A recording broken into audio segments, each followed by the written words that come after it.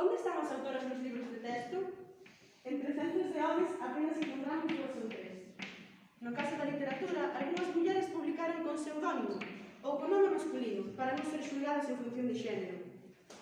Observamos, pero cuestionamos é como nos observaron.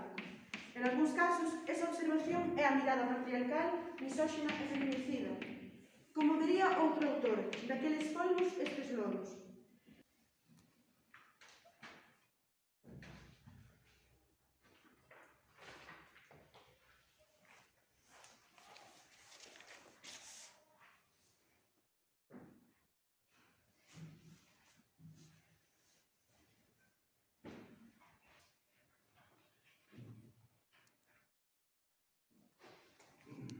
Caladiña non estou máis guapa.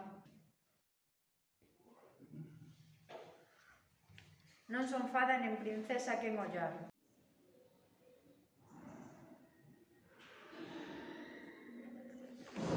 Querémonos libres e vivas. Sempre fomos o que os homes dixeran que nós éramos.